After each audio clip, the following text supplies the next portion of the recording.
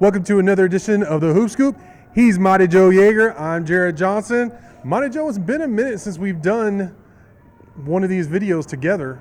We took a little hiatus, so I think just let the people know out there how the hell is Mighty Joe Yeager? Whew, boy, doing all right, man. Actually, I've been fighting off all sorts of like upper respiratory crapola. That stuff's been going around, and you don't want to hear about that. But I think I'm finally getting over it, thank God. But this cough has been mighty irritating, and hopefully I don't just go on a jag here in the middle of the video. I'll try to contain it a little bit.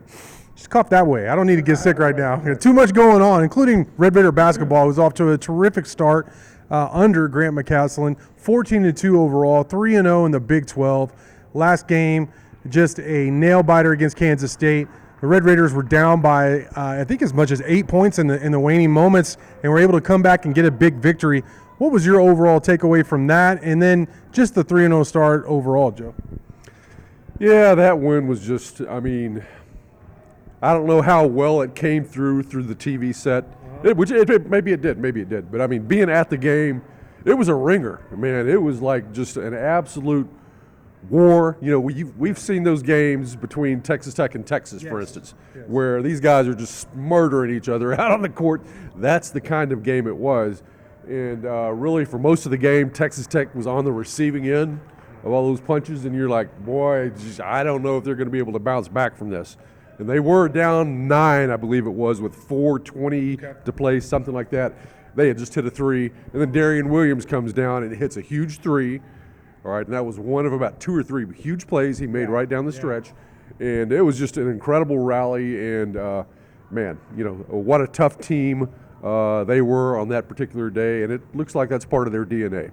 I think that's a good point, is that the physicality in person is hard for it to translate in TV. Like, you were here for that. I wasn't. I was back home at the command center watching the game on TV, and it looked physical. But like you mentioned, those games against Texas back in the day, some games against West Virginia in the last decade or so were very physical, and I think you had to be there to really get the true sense for it. But one thing I do have a true sense for is a couple of things about this team so far this season. I think it was it Northern Arizona in the Bahamas when they were down by like 15 points or 12 points in the first half, and they came back and won that game. Since then, they really, don't get me wrong, they've dropped a game since then, but for the most part, this team really hasn't looked back. Like, I think that the win over Kansas State and the way they did it has shown their resiliency, the fact that this team will fight. Darian Williams, those offensive rebounds, big shots, big blocks, those kind of things. Joe Toussaint being such a physical dude and a tough competitor. I think that's consistent. I don't think that's going to go away. I'm not saying they're always going to win these close games, but I think we got a hint of that early in the season. But to me, Joe, what really stands out about this team is its offensive efficiency. I've written a couple stories about it. I know you have too. They don't turn the ball over. They share the ball. They shoot at a high rate. And I think McCasland and his staff do a great job of consistently getting these guys open looks. It's just a case of whether they make it or not. Yeah, it's really a pretty well-oiled offensive machine right now. And it's just really amazing that they have advanced to this level of efficiency and execution. And we're still not even, I don't think, quite to the midpoint of the season, or maybe we are right at the midpoint, right around there. But it's just been very rapid development. You know, and so you've got a bunch of guys who have high basketball IQs. You've got coaches who are great teachers, and it's just all come together. And so they are offensively playing at a very, very high level. If they're hitting their outside shots, which they didn't so much against K-State, but if they are, then, man, they're just very, very difficult to stop. I think that's impressive. With this 3-0 start, you saw a double-digit win over Texas in Austin. First off, right off the bat, they proved they can go on the road. I know Texas and Austin isn't the craziest atmosphere, but still, you beat a top 20 team and they're in their place. Then you come home and against Oklahoma State, you win by double digits, and that's when the offense really, that was the most impressive offensive performance of the season for me. They shot at a high rate, but what I loved the most was Joe Toussaint and Warren Washington, their two-man game, their high screen and roll action against man defense. They do a great job working together, both of them as facilitators. Joe Toussaint off the dribble, he's tremendous, breaking guys down, and the team shares the ball. They're always looking for each other, and I think that's great. But then a couple of times, Oklahoma State tried to go to a zone, and they tech torched them. They found open shots for Kerwin Kerwin Walton and also Pop Isaacs, and they didn't stay in the zone very long. Then they tried to press and trap late in desperation, and they got alley-oop dunks for Warren Washington. So offensively, that was really impressive. To come back the next game against a really good Kansas State team, shoot 20% from deep, and I believe just under 40% from the field, and still win that game. I mean, I'm believing, Joe. Yeah. I mean, when you can win different ways, that helps. Yeah. I mean, if your shooting's off one night and you do it with defense, that's great. I mean, because that's the way it's going to be. I mean, you're not always going to hit 40% from deep and 50% from the floor, and it's just the way it is. So you got to do it other ways. And so this team figures out how to win.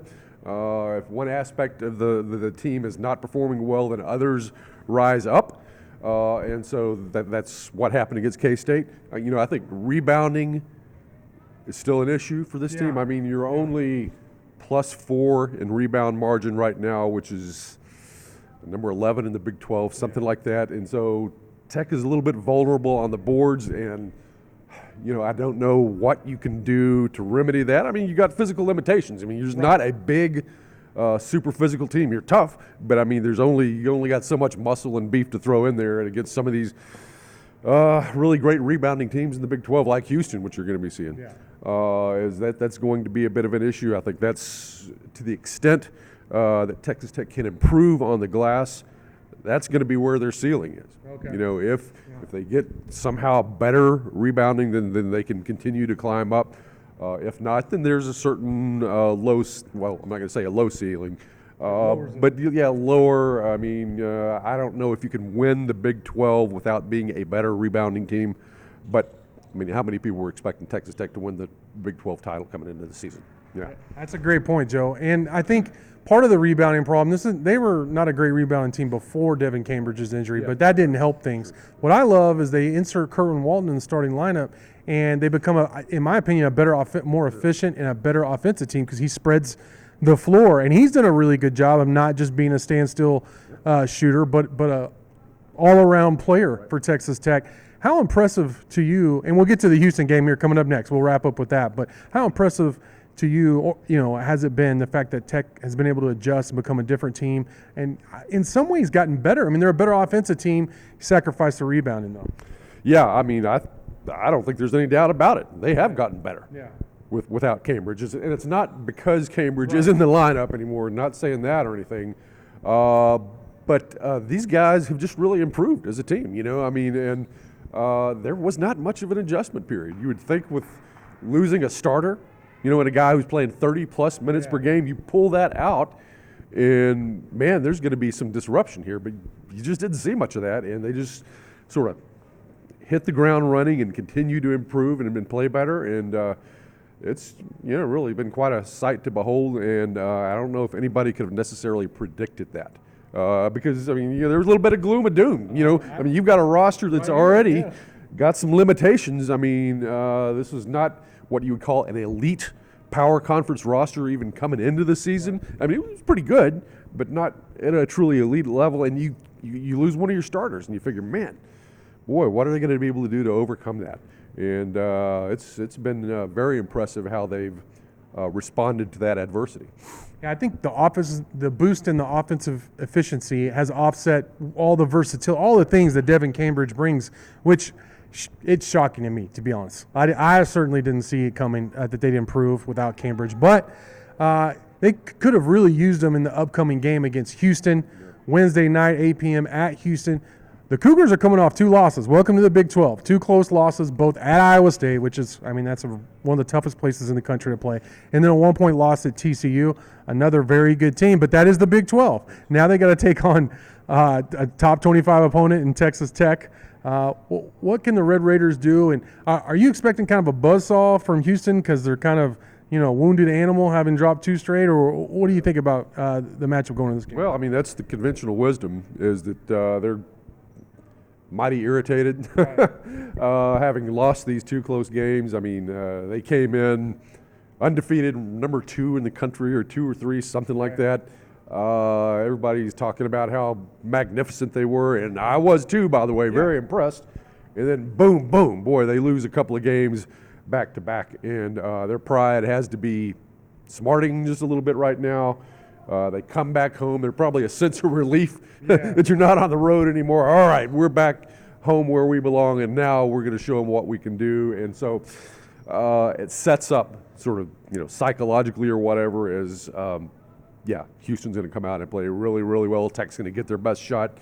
But conventional wisdom doesn't always play out. You just have to see how it goes. But just kind of looking at it from the outside, it looks like it's going to be a rather difficult game for Texas Tech from that standpoint.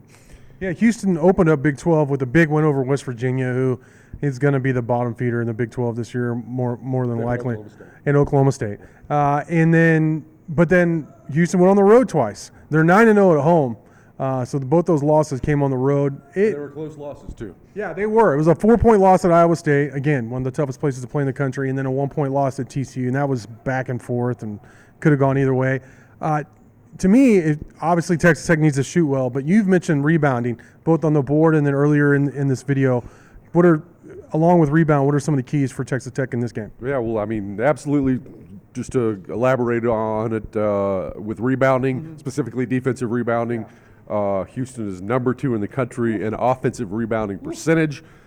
Texas Tech is, I think, 190-something in defensive rebounding percentage. There you go. And those guys, when the ball goes up, man, they're coming after it. So you cannot allow these guys to get 3 cracks at it.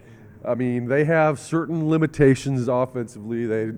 I wouldn't say they're necessarily the most skilled offensive teams, but, you give L.J. Cryer and Jamal Shedd and people like that, Amarian Sharp, 2-3 shots every time down, man, they're going to score, and you're going to have a hard time stopping them. And they don't turn the ball over. Like 9 turnovers per game, which is obviously an extremely low number. Yeah. So if they're not turning the ball over and they're getting multiple cracks at the rim, then you got some problems. How are you going to stop these guys? And then on top of that, defensively, they're, arguably the top team in the country, right up there with Iowa State and maybe 2 other teams. But so on both ends of the court, they're very difficult. Texas Tech has got to, how are you going to manufacture points against this team is going to be an issue. I think Texas Tech can take care of the ball well, even though Houston forces 17, 18 turnovers a game. Yeah. I think Tech can handle that aspect of it, but you're going to have to deal with the physical pressure that Houston applies to you. This will be the most physical team Tech has seen so far, obviously.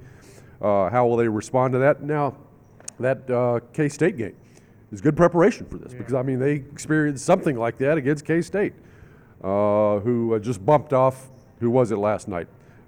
K-State won a big game, Baylor. So that K-State win was a nice win. It's more than a lot of people realized.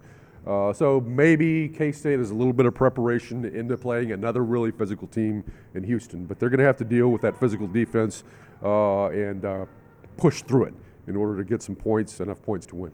All right, Mighty Joe, man, it's great to be back with you doing these videos, especially as Texas Tech opens up Big 12 play here in basketball, and it looks like poised for a pretty exciting season. But great stuff from you as always. Thank you all for watching, and until next time.